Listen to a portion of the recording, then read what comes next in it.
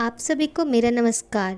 मैं आपके समक्ष लाला श्रीनिवास दास द्वारा रचित हिंदी का सर्वप्रथम मौलिक उपन्यास परीक्षा गुरु उपन्यास लेकर आई हूँ। लाला श्रीनिवास दास जी का जन्म 1850 मथुरा के उत्तर प्रदेश में हुआ था और इनकी मृत्यु 1907 में हुई थी। नाटक लेखन में वे भारतेंदु हरिश्चंद्र के समकक्ष माने जाते थे। उन्हें हिंदी, उर्दू, संस्कृत, फारसी और अंग्रेजी का अच्छा ज्ञान था। उनके द्वारा रचित नाटकों में प्रहलाद चरित्र, ताप्ता संवरण, रणधीर और प्रेम मोहिनी और संयोगिता स्वयंवर प्रमुख नाटक है। उपन्यास परीक्षा गुरु जो कि 41 प्रकरणों पर विभाजित है, इसमें उपन्यास संभ्रांति परिवार के युवाओं को बुरी संगत के खतरनाक प्रभाव और परिणाम स्वरूप गिरती नैतिकता के प्रति आगाह करता है। उस दौरान उभरते हुए मध्य वर्ग के आंतरिक और बाहरी दुनिया को दर्शाता है। इस उपन्यास में अपने सांस्कृतिक पहचान को बचाए रखने के लिए औपनिवेशिक समाज को अपनाने में होने वाली कठिनाइयों को बखूबी दर्शाया गया है। हालांकि परीक्षा गुरु उपन्यास लाला श्रीनिवास द्वारा स्पष्ट रूप से पढ़ने की खुशी के लिए विशुद्ध रूप से लिखा गया था। यह उपन्यास आपके नेट सेट के लिए बहुत ही उपयोगी है।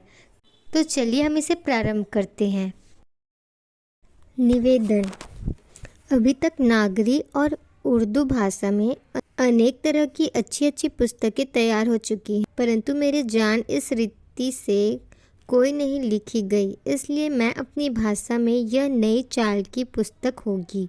परंतु नए चाल होने से ही कोई चीज़ अच्छी नहीं सकती, बल्कि साधारण रीति में तो नई चाल में तरह तरह की भूल होने की संभावना रहती है और मुझको अपनी मंद बुद्धि से और भी अधिक भूल होने का भरोसा है। इसलिए मैं अपनी अनेक तरह की भूलों से क्षमा मिलने का आधार केवल सज्जनों की कृपा दृष्टि पर रखता हूँ। यह सच है कि नई चाल की चीज़ देखने को सबका जी ललचाता है, परंतु पुरानी रीति के मन में समाये रहने और नए रीति को मन लगाकर समझने में थोड़ा मेहनत होने से पहले पहल पढ़ने वाले का जी कुछ उलझने लगता है। इससे इसका हाल समझने में आने के लिए मैं अपनी तरफ से कुछ खुलासा किया चाहता हूँ। पहले तो पढ़ने वाले इस पुस्तक में सौदेगार की दुकान का हाल पढ़ते ही चकरावेंगे, क्योंकि अपनी भाषा में अब तक वार्ता रूपी जो पुस्तक लिखी गई है उनमें अक्सर नायक नायिका वगैरह हाल से सिलसिलेवार यथाक्रम लिखा गया है। जैसे कोई राजा, बादशाह, सेठ, साहूकार लड़का था, उसके मन में इस बात से यह रुचि हुई और उसका यह परिणाम निकला।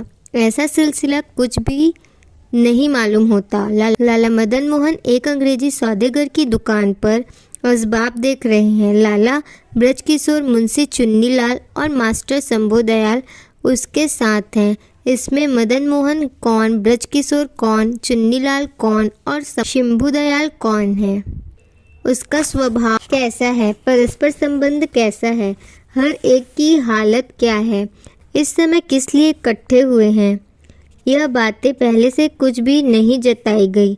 हाँ, पढ़ने वाले धैर्य से सब पुस्तक लेंगे तो अपने अपने मौके पर सब भेद खुलता चला जाएगा और आदि से अंत तक सब मेल मिल जाएगा। परंतु जो साहब इतना धैर्य ना रखेंगे वह इसका मतलब भी नहीं समझ सकेंगे।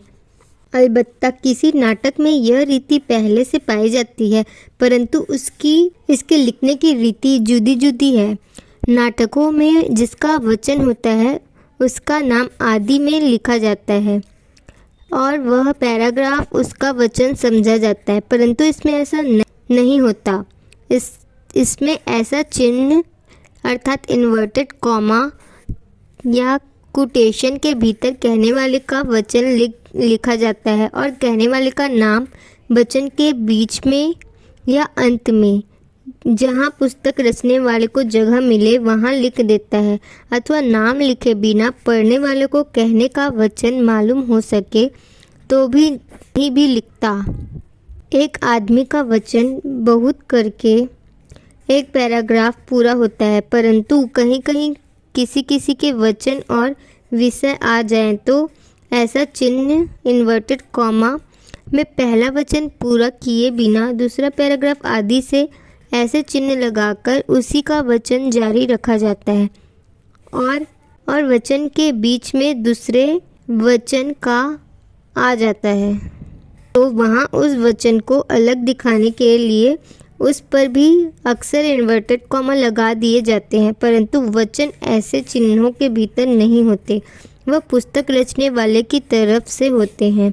और चिन्हों में ऐसा कॉमा, विश्राम, ऐसा सेमीकोलन अथवा कोलन, अर्धविश्राम, ऐसा फुल स्टॉप, पूर्ण विराम, ऐसा इंट्रोगेशन, प्रश्न की जगह ऐसा विस्मय बोधक चिन्ह, एक्सक्लेमेशन, आश्चर्य अथवा संबोधन वगैरह जो शब्द जोर देकर बोलने चाहिए उनके आगे ऐसा चिन्ह बात अधूरी छोड़ने के समय लगाया जाता है। और ऐसा चिन्हों से के भीतर पहले पद का खुलासा अर्थ या चलते प्रसंग में कोई दूसरी तरफ अथवा विशेष बात जतानी होती है वह लिख देते हैं।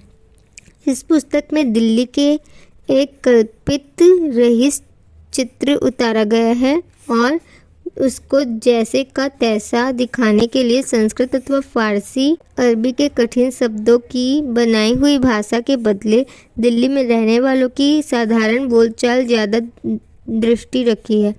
अलबत्ता जहाँ कुछ विद्या विषय आ गया है वहाँ विवश होकर कुछ शब्द संस्कृत आदि के लेने पड़े, परंतु जिनको बातों के समझ में कुछ झमेला मालूम हो उसकी सुगमता के लिए ऐसे प्रकरणों पर ऐसी चिन्ह लगा दिया गया जिसमें उन प्रकरणों को छोड़कर हर एक मनुष्य सिलसिलेवार वृत्तांत पढ़ सकता है।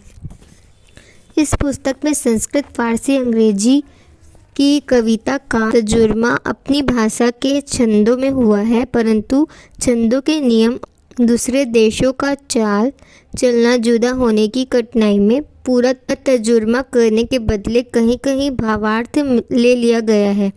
अब तक पुस्तकों के गुण दोष पर विशेष विचार करने का काम बुद्धिमानों की बुद्धि पर छोड़कर मैं केवल इतनी बात निवेदन किया चाहता हूँ कि कृपा करके कोई महाशय पूरी पुस्तक बाँचे बिना अपना विचार प्रकट करने की जल्दी ना करे, और जो सज्जन इस विषय में अपना विचार प्रकट करे वह कृपा करके उसकी एक नकल मेरे पास भेज दे।